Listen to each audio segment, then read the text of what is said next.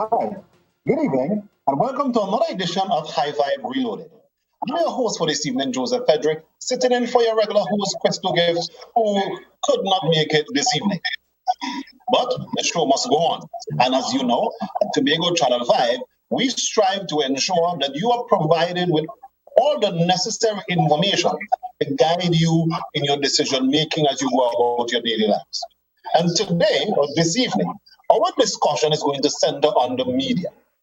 The media has, as we know, provided us with information and opinion.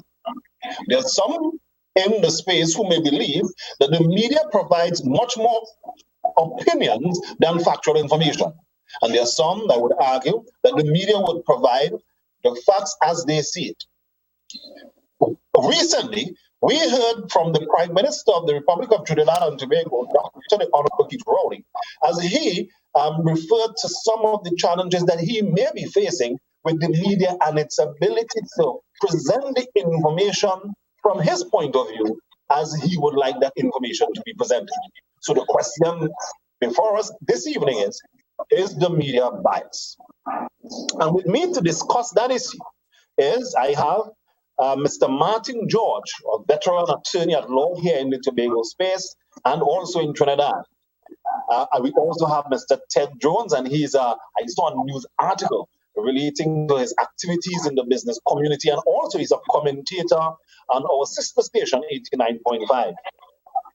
With us as well, we have veteran journalist, Mr. Anderson Charles, who has branched off, or should I say branched across into social media commenting. Gentlemen, good evening and welcome to High Five Reloaded.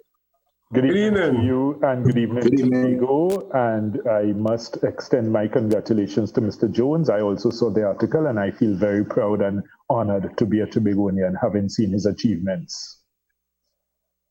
Thank you so much. And I'm also honored to be here.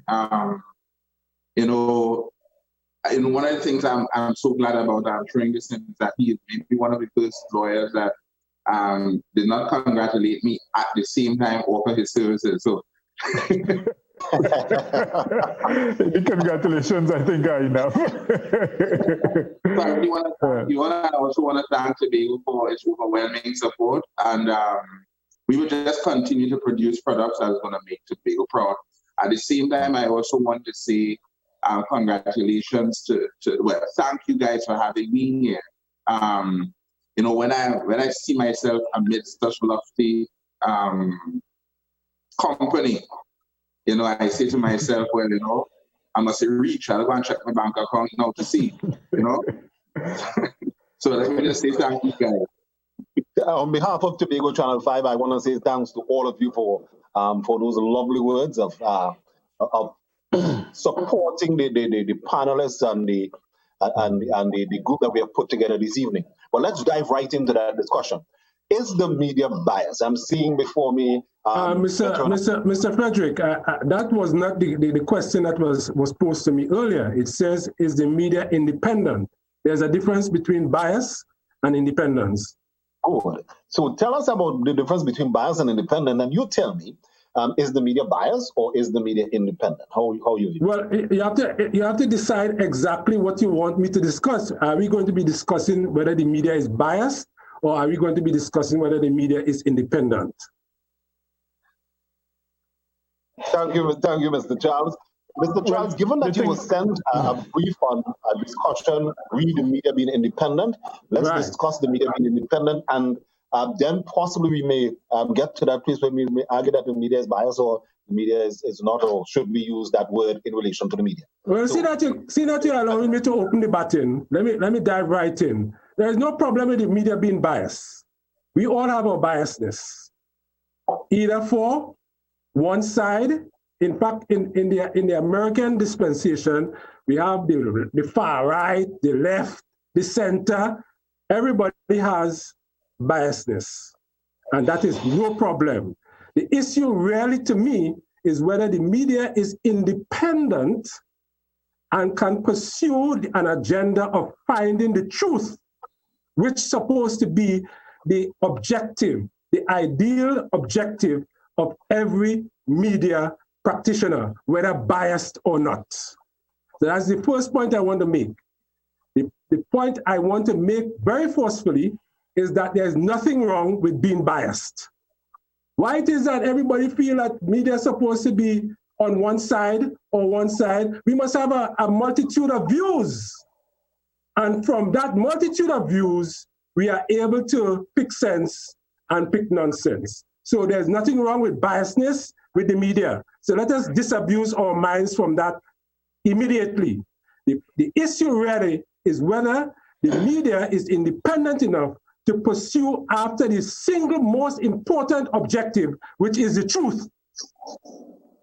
That is the single most important agenda of any media, whether biased or not, is to find the truth amid all the fake or unreal or whatever you want to call news. So that's my first point that I want to throw into the mix. Okay, so let me go to Mr. Martin George. Mr. George, do you agree with Mr. Charles? It's okay to be biased. However, media practitioners must be independent. Well, the thing is, when you say independent, the first question that arises is independent of whom or what? Because you see, you have to really define the focus in the sense that you can be independent of your owners, independent of your shareholders, independent of your subscribers, independent of politicians, independent of government, independent of big business interests who may be major advertisers. So we really need to understand that the word independence cannot be used in a vacuum. So the idea, when you say independent, we need to really clarify when you say independent of what, because at any rate, any which way you look at it, we are all interdependent.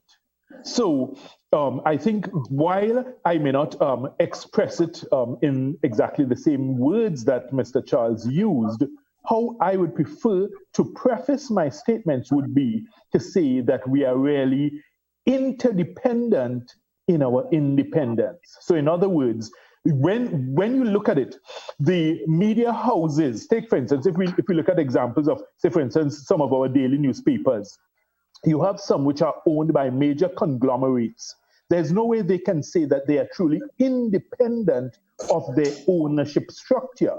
We've seen examples where in some of those media houses, there have been clashes between the owners, the editors, the journalists in terms of what the editorial content should be. So you are actually interdependent. But within that interdependence, you must still be able to express your journalistic independence, but that is underpinned by a certain level of integrity, which I think is what Mr. Charles is getting at, in the sense that regardless of what your personal views, your personal feelings are, you basically present those unvarnished fashion. So I think to just refine what Mr. Charles was expressing a bit, it's not that we would not each have our own individual standpoints, viewpoints, and I guess in that sense, inherent biases, but that must not bleed out into our writings, into our reportings, and into our journalism. We must be able to keep that in check, notwithstanding which standpoint we are coming from. So in other words, regardless of the fact that you may be, far removed, as he was using the example of a far right. Okay, so say for instance, if you are a far right thinker, if it is that there's a liberal view that is actually the fact on the ground, you must be honest enough and have enough journalistic integrity to be able to present that view, even though you yourself may not, believe in it or want to accept that as your personal view. But that's Agreed. not the issue. Agreed. Mr. George, I want you to comment when I get back to you on the statements made by the Prime Minister of our Republic, Dr. Rowley, as he spoke to his perceived lack of independence of media practitioners. Well, I could comment on it now because I think it's important for us to dive into it. Oh, yeah, sorry. My apologies. Let me bring in Ted Jones and I'll come back to you. So, Ted, is the media bias? My initial question, Mr. Charles said, was an incorrect one. I should be speaking to the independence of the media. Tell us, Ted, how do you feel about it? Okay, good afternoon again. Obviously, and I kind of have to merge what the two gentlemen said before, because, first and foremost, you had opening batsmen, and now I am like a lower order batsman. So I don't know how I'm going to make runs after the opening start. But I would tell you guys this, that obviously I agree that the media personnel, by virtue of the fact that it's run a system of human beings, obviously they're going to have their biases and that kind of thing. And it's pretty clear, right? In the US, you see Fox News and you see these people and they declare their hands. So you know who are. I think the problem with Trinidad and Tobago's media is that they pretend in many cases, too many of them, to be coming from a position of balance, when in fact they may in fact be holding torches for one side or the other. And the important thing that has happened... Ted, you said that you were supporting the views of Mr. George and Mr. Charles, but your view seems to have diverged some from that. No. That have an interest, and you seem to be supporting the views of the Prime Minister. No. Well, the thing is that he's supporting us on a pitchfork. That's the nice thing about a situation like this. The Prime Minister can in fact be right in the sense that there are perhaps media houses that are expressing their interest in various areas. Where I may have a problem with what the Prime Minister may have said is that it is sometimes not beneficial in the initial cases to declare the obvious too much. I don't know if you understand. So the thing is that, right? I'm not sure that I'm following at all what Mr. Jones is saying. You must tell lies. Because he's approbating and reprobating at the same time. And you exactly. can't have that. In other words, it's either the Prime Minister's position as expressed is correct or it's not. You can't have it both ways. No. You're being quite the diplomat, but at the end of the day, I think we need to call a spade a spade. No, well, I hear you. But you see, the thing is that, for example, my daughter has a way that she calls things as it is. The thing is that calling things as they are, those are sometimes good things you can do in many cases. But at sometimes, depending on who you are, you remember when he said, "I'm not in your bedroom, so don't ask me to pick your choice of man because I'm not in your bedroom." That could in fact be a statement of fact, but it should not be necessarily said by him. So the point that I'm trying to make is that yes, there are media houses that, and I agree with that media houses express and their petticoat sometimes shows up. However, what is wrong with that? It may not be beneficial for him to say that. So what is wrong with if the petticoat shows? No, you know what I said? I said that if your petticoat shows, let Anderson Charles say your petticoat showing. I'm saying don't let the Prime Minister say your petticoat showing. Well, it appears respectfully that Mr. Jones ended up arguing against himself. Because he started off on one limb and then he's gone totally in circle and argued against himself, because it can't be both ways, respectfully. It cannot. Okay, take for example, let me jump in here. Okay, Paul? Go ahead, Anderson. Yeah, we have news media that are pro-PNM. I-95, for example. Very pro-PNM. Nobody have a problem with that. We have another media station. Wait, let me finish. If you're saying they're pro-PNM, please, because I want to be this clear, that the views of our contributors here this evening may not necessarily represent the views of Channel 5. But everybody, right? So, everybody in Trinidad and Tobago knows that. Persons are calling names. There are media that are pro-government then, based on how they present. Would you accept that? So Mr. Charles, we're coming back to my initial question. Wait, but let me finish. Let me finish it. Let me finish it. Coming back to the original question. Let me finish saying what I'm saying. Nobody seems to have a problem with a media house that is pro-government or pro-PNM. The minute you begin to oppose, then they say you're biased. I have a problem with that. Just as how the media house. Could I just interject here? Because again, I guess this is the story of tonight. Maybe it's a bit of contradictions. Because the truth is that if you say that a particular media house is pro-government, then it is biased. But so you can't say about that if it is against the government, then they call it biased. It is biased. The thing is, I think the problem, and before I let you just sing and I will listen, is that if you are biased, say you're biased. Say who you're for, so that the people that listen sometimes for objectivity may in fact recognize two things, that they may not get it from you, or that your integrity is so high, as Mr. George said earlier, that whether or not you agree, you are prepared to bring a position. So that's the point I need to make. Ted, are you in that position where you would say that all media houses and practitioners are biased? I wouldn't say so. Why?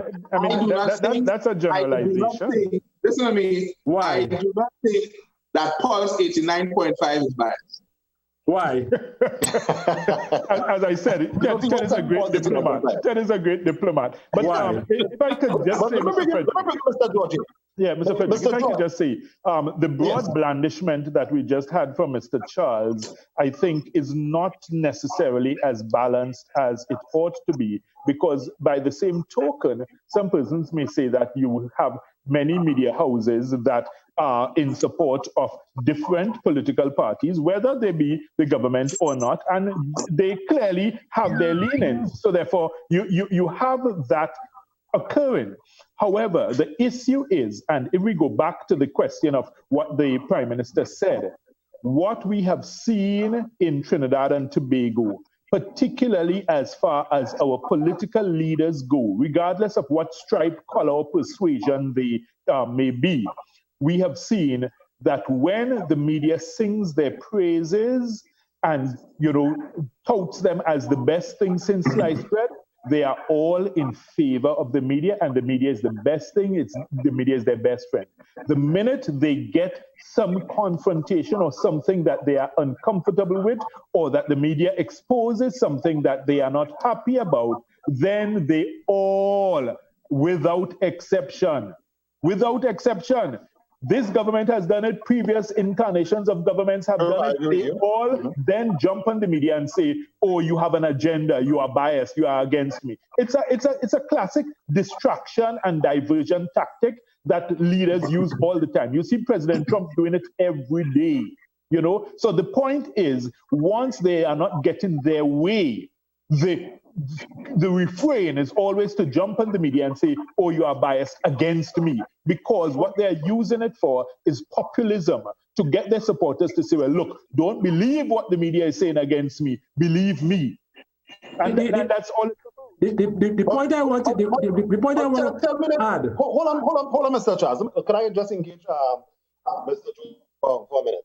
Mr. George, can one not say that when looking at some reporting, that a large proportion of the reporting may be anti-government, and it may lead the government to believe that somehow the reporting is not balanced.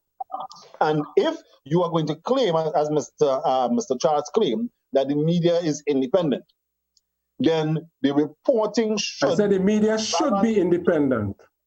Should be independent. Then the reporting should be somewhat balanced, and you have about 50% negative, 50% positive reflection of what the government is doing. Governments would argue that we are doing so many good things, but they never make it to the news. Well, okay, the thing is, and here's the answer to that. First of all, you have government stations, right? You have TTT, which is a government station. You have, for instance, in Tobago, the THA produces an information program almost every day. You see that out there. So there are avenues for getting your message out. If it is that the media raises difficult, thorny, or uncomfortable questions, that doesn't mean that the media is against you, because at the end of the day, the media is supposed to serve the public good. And you look for the greatest good for the greatest number. So therefore, if it is that you are elected as a representative of the people, then the media is very correct to ask hard and difficult questions on behalf of the people. You will always get governments when they are cornered with these questions saying, oh, well, you're doing this because you're against me, or because you have an agenda. Because you're biased. Or because you're biased. That's right. But the thing is, it's not necessarily that the media is biased. The media is doing exactly what they're supposed to do. Because remember, they're supposed to comprise the fourth estate. They're supposed to be the vanguard between the runaway politicians doing what they want and getting away with it, and the people who the politicians are elected to serve. Remember, we have always had this dichotomy whereby the politicians who are elected and who are supposed to be the servants of the people, they sometimes tend to ride roughshod over the very people as if they are masters instead of servants. And that's where the media comes in and plays that all-encompassing and important role. So therefore, I would never, ever rush to judgment of media to say that they are biased against leaders or against government simply because they're holding their feet to the fire and holding them to account. That, in fact, is part of their job and part of their dispensation. Thank you very much. Part of the job of media houses. Gentlemen, we must rush to a break. So viewers, we shall be right back after this break.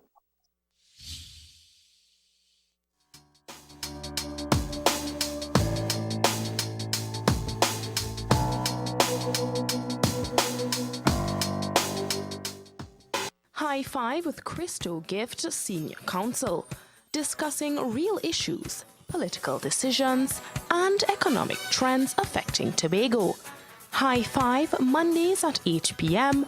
only on Tobago Channel 5. Interested in finding a safe, healthy, and fast way to lose weight? Tired of those yo-yo diets where you lose weight today but gain it back tomorrow? Are you frustrated with your exercise program because despite how hard you work, the weight just won't go? If you answered yes to those questions, you need Singular. Singular's nutritional systems can help to slim you down to a healthier you. A premium weight loss system offering meal replacement shakes, fat burners, detoxifiers, appetite suppressants, and sleep-regulating supplements. They provide the support you need each day while you pursue your weight loss goals. This is a naturally sourced nutritional system that will help to reshape your body, restore your energy, and improve your health. Our weight loss systems have helped many to tone up and lose inches off their waist.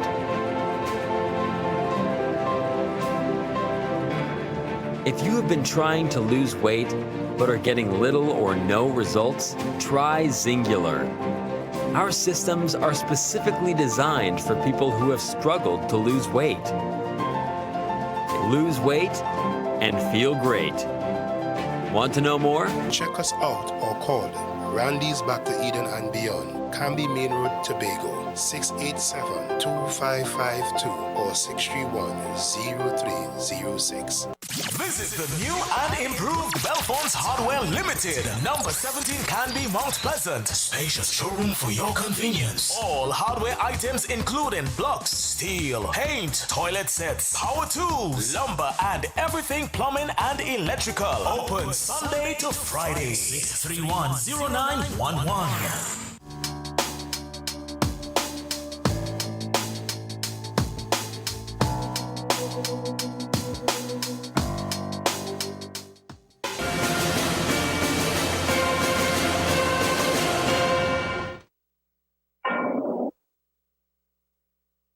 Welcome back, viewers. You're tuned into High Five Reloaded. I'm your host, Joseph Frederick, sitting in for Mr. Crystal Gift. Before we went to the break, we were discussing with Mr. Martin George, attorney at law, and he indicated that media houses have been accused of being biased by successive administrations. I want to get the feelings from the rest of my panelists as to how they feel about a statement like that. Is that statement perceived to be true? Okay, well, gentlemen, if I may, I really kind of took some notes, because the way my mind works is that I sometimes believe that a system is obviously made up of its different parts. It's interesting that the quality of ways that even when we mix a chemical process, it's the parts that get in it, the different chemicals that create the characteristic of the particular detergent or whatever you're making. And what I'm saying is that the end result of what we may see as a reflective in a media house or in the media in general is really the sum of the parts. And the question that I would want to ask is that you don't have media without the media people. And obviously, so we may have all this interest, but is a media person, the media practitioners themselves, are they above reproach from the perspective that they can stand above and political interest, for example, right? Can they be easily bought? How much integrity do they have? Is it possible? We have seen on sides, especially not the talk show media people who come like columnists, as they were in the live setting, like we are perhaps. But then there are those who are responsible, that the nations depend on the facts and the information on which they are going to make their lives on. If those particular people are tainted, if those particular people have been bought, or they have been subjective, they cannot stay above the politics. They somehow get into it, or they can't stay above the financial thing. Those individuals, if they find themselves being now subsumed in it, in a sense, then what you do is that you may find that the very information that they bring becomes tainted to the listener, because ultimately the stakeholders are not the politicians. They are not even so much the people who pay the media houses. The stakeholders are the people like me who listen to the various forms of media and will make a determination whether I will continue listening to Fox News or MSNBC or CNN. I will make that determination, and the more of me that makes that determination redounds ultimately to their own cash flows. So the point I'm making is that with us, the concept of integrity really boils down to how many people in the media, in today's media, are like Tony Fraser. How many people in today's media have the integrity of Gordon, Mr. Gordon? And these are the things that we want to find out. So could we call them out in terms of those type of people? And Anderson Charles, for example. I don't know say. I am a retired media practitioner. But you understand what I'm saying, gentlemen? Because sometimes we can pay, it's like talking about Tobagonians, but the truth is that Tobagonians have all kinds, right? And we need to be able to drill into say, listen, what we need from the media person is definitely someone who stands beyond reproach, who is fearless in terms of asking the right questions without agenda. As a matter of fact, the agenda is to get to the truth. You're saying exactly what I'm saying? Exactly. That was my opening story. But my only divergence, Mr. Jones, came out and said, for example, that he's going to be screened by the PNM. Now, that's interesting because I don't know basically how the PNM screening goes, but I have an idea that you just don't show up on the day. That's just how I feel. I don't know. No, and I'm pretty sure that everybody in here on this chat kind of gets the feeling that the way the PNM is a sort of almost a sort of a clan, that you don't get it just by showing up. I just saying that, right? So if that's the case, you now find that he said that the Prime Minister called him and said he could join. Now, there are media people who may say, this is great, and I'll get something on him, on the PM. Let the PM defend that. But will give Abu Bakr perhaps a blight on past statements of integrity that I think should always also come into question. That is, if I were doing the report, I would say, well, okay, good, but you have said these things in the past and they weren't quite true. I am going to ask the Prime Minister, but in order to bring that level so that people know that the person who is telling this story has told stories in the past. But the same could be said for the Prime Minister. True. Because the Prime Minister has said a lot of things in the past that has turned out to be not true. Okay. So then we have a question of credibility. And it is for the Prime Minister to defend that credibility. So if so we have the Prime Minister, on Channel 5 tomorrow between the hours of 7 and 8:30. Yeah, but Mr. Charles, let me make my point. You're not allowing me to make my point now. You're not allowing me to make my point. I can understand the Prime Minister would be taking phone calls. But I am not interested in that. So maybe you can get, no, in fact, better you get Mr. Charles on set there. I am not interested in that.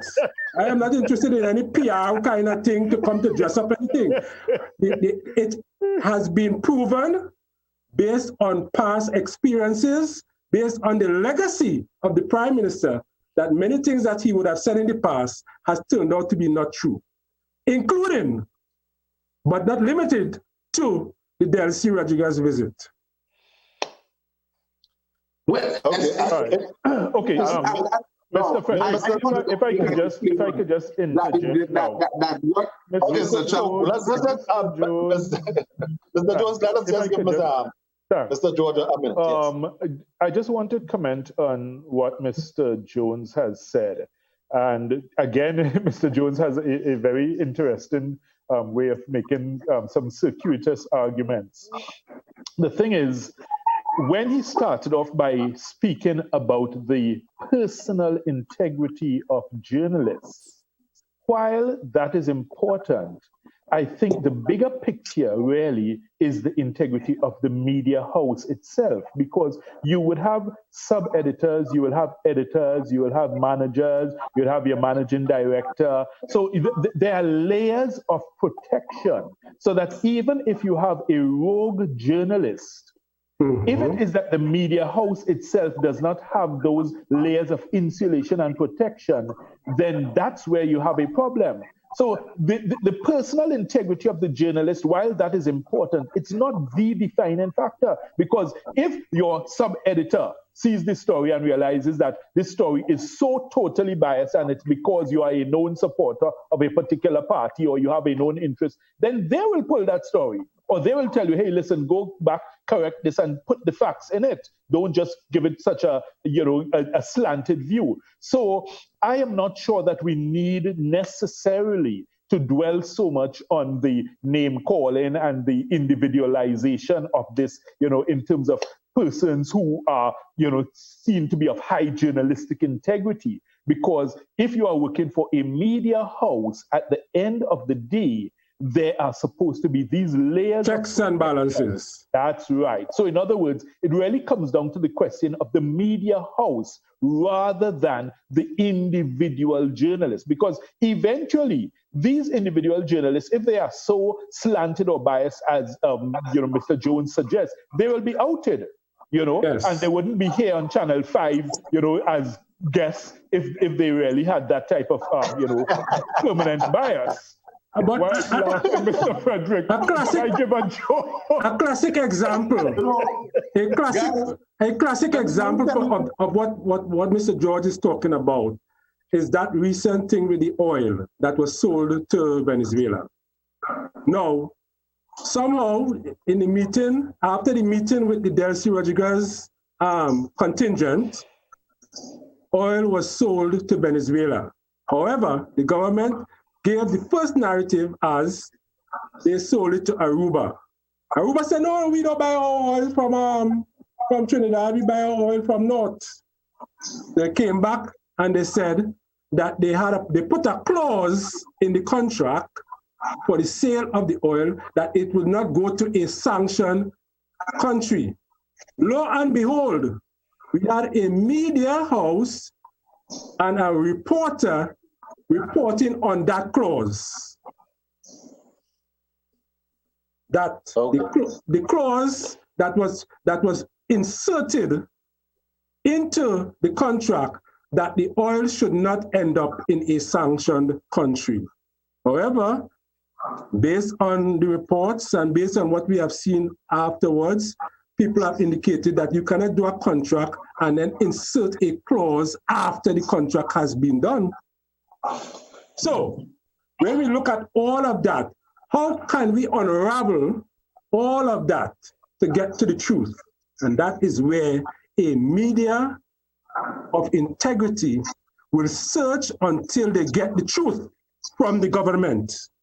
Because the burden must be on the government, the one who initiated and brought in these people and negotiated a sale, and then the sale ended up in a sanctioned country. And so, Mr. Charles, we at Tobago Channel 5 are saying that we are that media house with that kind of integrity. And so come tomorrow morning between 7 a.m. and 8:30, we shall be having the Prime Minister of the Republic of Trinidad and Tobago here live on Rise and Shine to discuss some of the issues, some of the misunderstandings and or gaps that may exist in our understanding of the developments of this oil deal. And who would be the person interviewing? Tune into Rise and Shine. Who would be the person interviewing the Prime Minister? Somebody who is it sounds like Anderson wants that job. Hold on to a break. When we come back to Anderson, Charles and I. It sounds like he wants the job. I am a retired journalist. Mr. Charles, we headed to a break.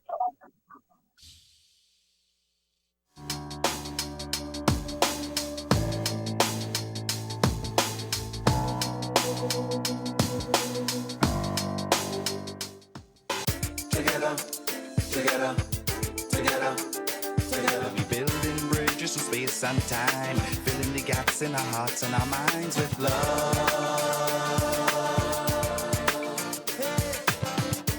I need you in my life, yeah. Together, hey, and together we'll arrive. Together forever and ever as one.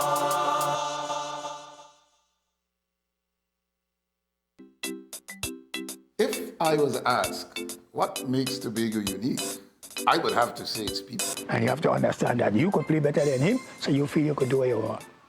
And in my case, go and do what you want. If you are from the village, they call you teacher with your first name. But we who came from outside, they didn't know our first name. Using $300 from this $1,000.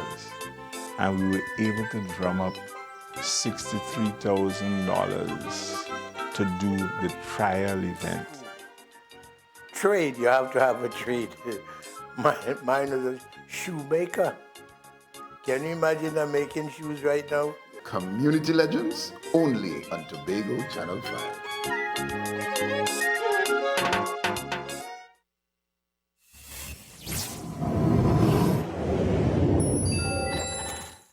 There may be times you're down and need some spiritual balance, or you may need a bit of guidance, or just maybe there is a chance of making a turning point in your life. Join evangelist Dr. Nova Matthews Ryan for Turning Point every Thursday at 6 p.m. only on Tobago Channel 5.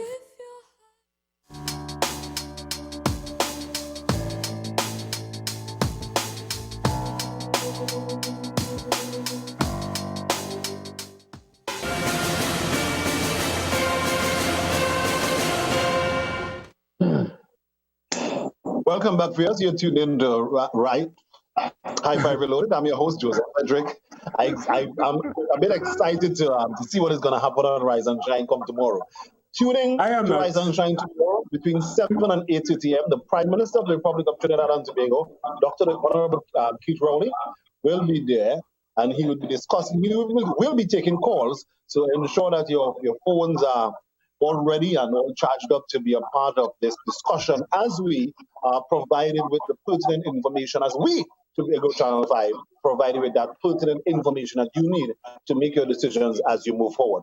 But we want to look at what we have been discussing so far. If you just joined us, we have been looking at the question, attempting to answer that question: are media houses biased, or can we focus more on there is going to be some element of bias? So the question should be: are media houses independent? We want to now move the discussion along a bit. We want to look at sometimes you hear persons accusing media houses of somehow using opinions as facts. Does that happen in the Trinidad and Tobago space? Is that an issue? Can that be perceived as media houses not being independent? Mr. Do I have Mr. Jones? Well, clearly, I don't know how my brother Martin George is going to disagree. At this point, I'm going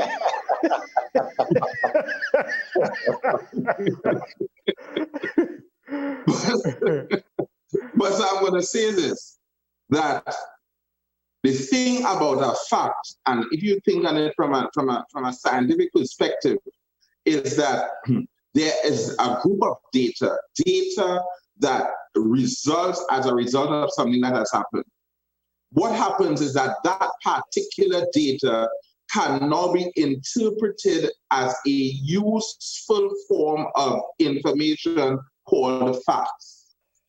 Now, it so happens that that very same information can be interpreted without measure or without some form of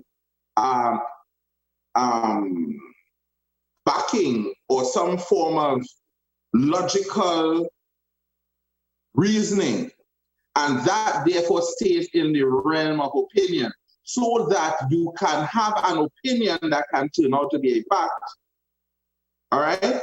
However, the truth is that if you operate on the basis of opinions so that your point of view can in fact taint the listenership or the viewership into your perspective, disregarding the truth that is the fact, then I think we're going to have a problem. And if you're asking me if media houses do that, then I'm saying that yes, some media houses do that, but more importantly, some reporters and media personnel do that and are allowed to do that sometimes by their editors, and sometimes the checks and balances do not work.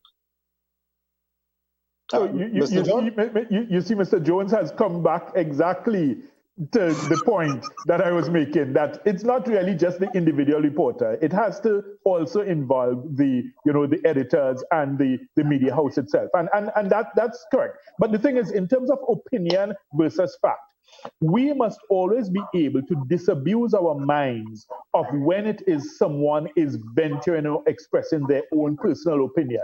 We have, say for instance, in Trinidad and Tobago, numerous radio stations where you have talk radio hosts, and they come on the radio and they basically spew whatever is in their guts, whether it makes sense, whether it's accurate, whether it's not, and they are given license to speak at will in some cases. And the thing is, we have seen some of these people then be elevated to become politicians after having done so with so much vitriol and rhetoric that, you know, they are actually so much in favor of one side or the other that they are then chosen. And you see them become ministers of various, you know, areas, sport or whatever you may choose, you know, to name a few. So the point is that is just really opinion, and that is really just conjecture, and the public must be able to differentiate between the two. But then again, the media house itself ought to have the responsibility to say, well, hey, listen, am I going to allow this if it is that I know empirically that some of the things being stated are not true? And that's the challenge, and that's where responsibility, and I think Mr. Charles touched on it, and Mr. Jones also, in terms of the responsibility of the editors and the sub-editors of the media house to say, well, look, this is not going to continue because, you know, I mean, we've seen examples where persons have been pulled off the radio in mid-air, of course, for various reasons. But the thing is, if it is that you find that this individual commentator or reporter has really crossed the line, then your responsibility as a media house is really to take some action and ensure that you are not misinforming the public. Because you know the classic saying, if you don't listen to the media, they will say you are uninformed. And if you listen to the media, they will say you are misinformed. So it's like, you know, you're caught between the devil and the deep blue sea. I don't have any problem with people's advancing their opinion. I think in the multitude of opinions, we can be able to get facts. We are able to get a different point of view. Is it true that some people peddle opinions as facts in the media space? All right, I'll give you a classic example of that. Over this last couple of months or weeks, we have been told by medical authorities, by the government, that one of the ways in which to mitigate against COVID is to wash your hands with soap and water. All right? Very early on the onset, I said, well, what about the sun? I said, we have the sun here, the sun rays. I remember as a boy, we used to use the sun to bleach clothes. So the same effect of the sun, of the soap and the water, can be achieved by the sun. And I was taken to task for that. But that was my opinion. That was my view. Yes. And I presented it. And then subsequently, we found out, based on scientific evidence and whatever, that the heat and the sun rays does have an effect, a mitigating effect on the virus. So, are you saying that, therefore, Mr. Charles, that responsible journalism speaks to one not having confirmed information or confirmed facts? We're talking about opinion. We're talking about opinion. Not having something confirmed. Is it responsible journalism to propagate it as if it's a fact? As journalists, we are supposed to present, whether facts, opinions, whatever, we must present it and it must be balanced. The important thing is seeking after the truth. When you say balance, what do you mean? When I say balance, in other words, present all views, balance in a balanced way. What this one said, what that one countered, if this one have a divergent view, leave it up to us as a retired journalist, journalist or practicing journalist still, can I argue? Is it safe for me to argue that if let's use your situation, if say you were writing or you were reporting on an opinion, and you spent 90% of the time speaking on the unconfirmed reports of the sun being responsible for the eradication of the COVID virus, and 10% speaking to some other scientific research. Is that balance? Well, of course not. As I said before. Hold on, Mr. Charles. And so, is it safe or is it fair to say for some governments to say that based on the reporting that is coming out, that 90% of it seems to be information that is anti what the government is doing, and only 10% of it supports what the government is doing? Who determines that? Yes, but Mr. Frederick, who determines that? Sorry, wait, just don't understand, please, Mr. Frederick, you as a journalist and also a politician, you can't frame the question that way, because you started off asking about opinion, and then now you've morphed it quite skillfully, I must say, but then that's a politician in you, into talking about 90% facts against the government. If it's fact, then whether it's 90% or 100%, it's fact. Exactly. So, that's a totally different thing from opinion. If somebody is expressing an opinion and the opinion is just totally skewed and totally biased, then of course you would discount that and say, well, look, that doesn't make any sense because they're not presenting a balanced view. And I think that's the point Mr. Charles was making. But if you're now changing the topic to say you're talking about presenting the goalposts facts against the government, it doesn't matter. If it's a fact, it's a fact. End of story. Exactly. And the thing is, remember, the government always has their own PR arm. They have mechanisms of state to present their views. So don't make excuses for them. Don't make excuses for them at all. 100% agreed. Mr. George, you have said it. You have said it in this. Presenting facts is the role of the fourth estate. Thank you very much, sir. You have said it in this discussion that successive administration has, from time to time, accused the media houses of some degree of bias. And the only reason why they do that, Joseph, the only reason is when they are being exposed. Because that seems to be... I think it's much more... Listen to me. Whenever exposure comes, that is the line that politicians pull, that you're biased, that you have an agenda, because they do not want to be exposed. It is the duty, solemn duty of the media to expose, to bring clarity, to force accountability on any government. That's the fourth estate. I agree. You know, I mean, the point is, you're not doing it from the perspective of malice, but you're doing it from the perspective of viewing this as a sacred chalice. Exactly. Gentlemen, be viewed. Right? And, you know, I mean, I was wondering for a while when Mr. Charles was talking about washing hands, if he was trying to do an ad for Mr. Jones, you know, and his products.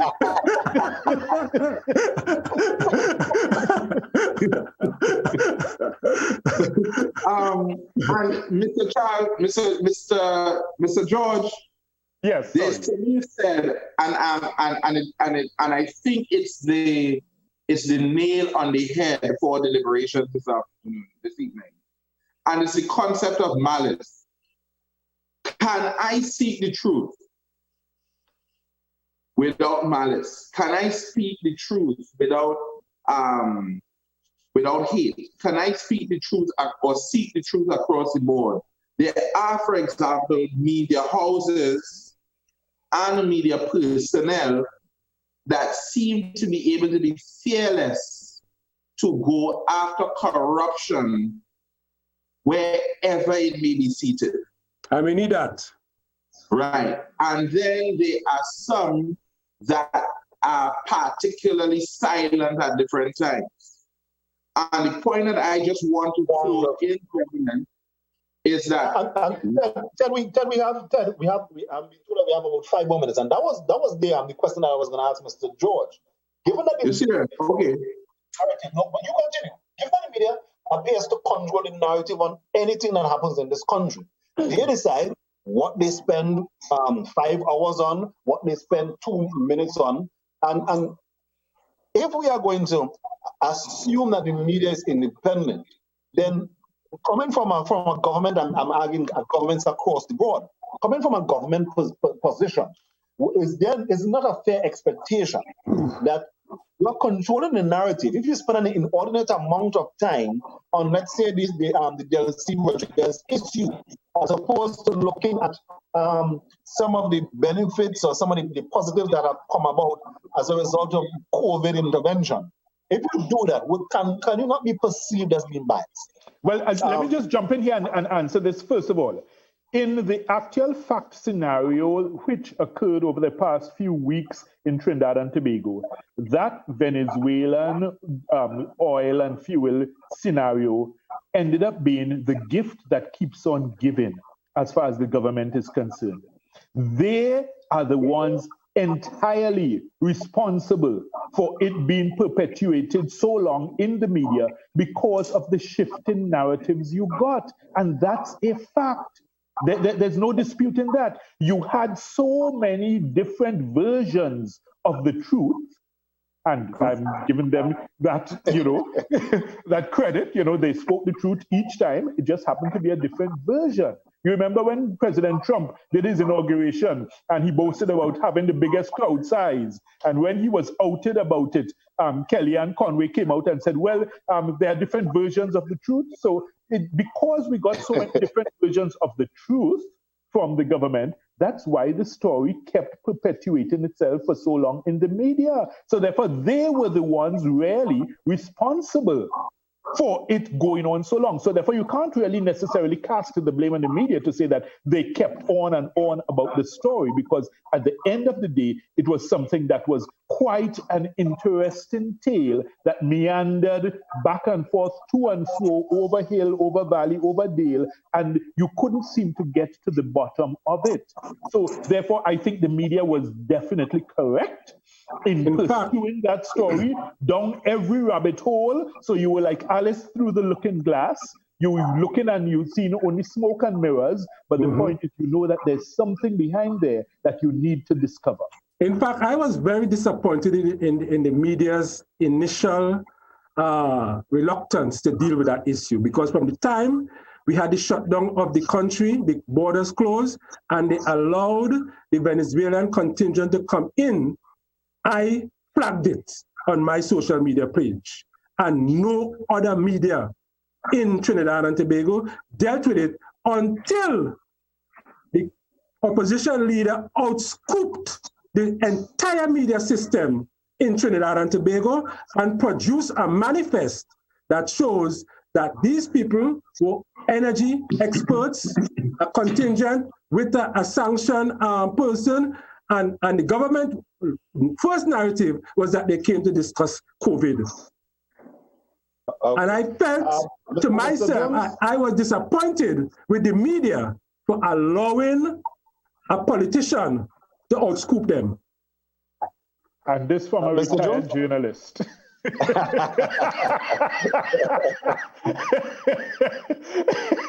Can you imagine if he was not retired?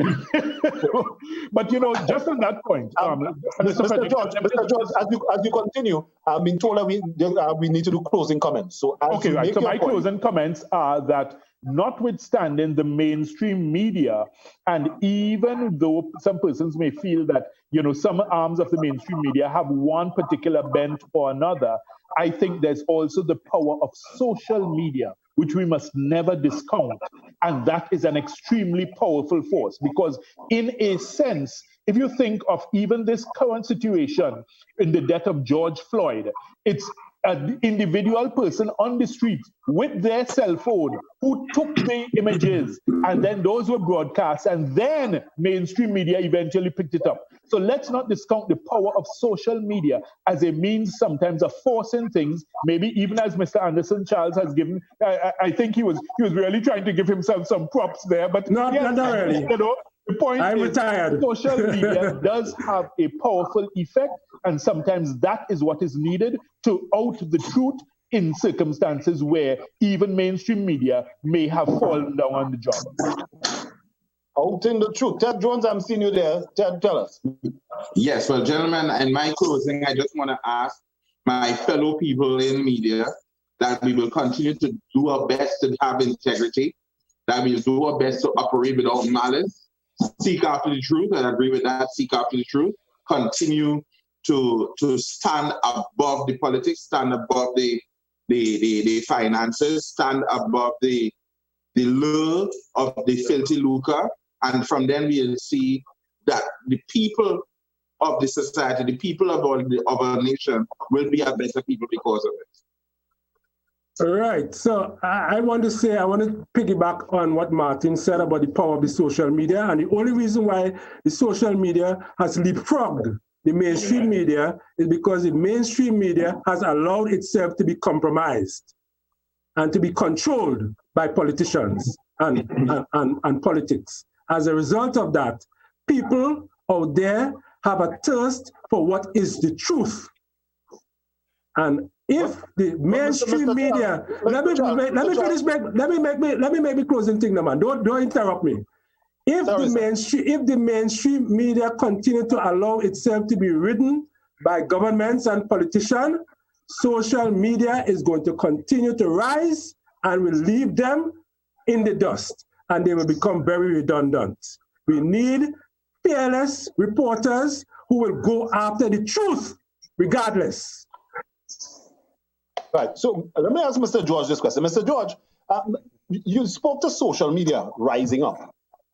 In the last election, presidential election in the United States, there was a lot of talk about social media being used to manipulate the opinions and views of persons before the election. How do you see that impacting again the facts that people need to make decisions in a real? So again, it comes down again to the responsibility of the managers, owners, supervisors, and okay, let's use an example. Jack Dorsey, CEO of Twitter, right? He recently took the decision to Mr. George just made the point. My producer is telling me time up. Yes, so he took the decision to start flagging President Trump's, untrue and inflammatory tweets.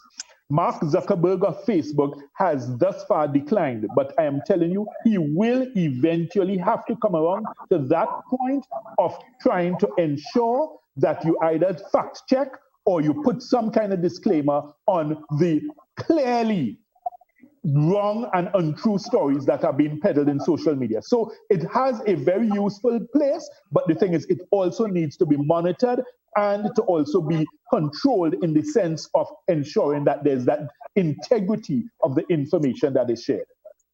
Monitoring and controls. Gentlemen, thank you so much for being a part of High Five Reloaded this evening. Channel 5 look forward to having you again on future programs. Viewers, thank you for being a part of High Five Reloaded. Mr. Crystal Gift is going to be back next week. So until then, have a great day. Remember to stay safe. COVID is still around. Practice all of or utilize the necessary precautions as you go about your data. Enjoy and see. Thank you very much. Thank you.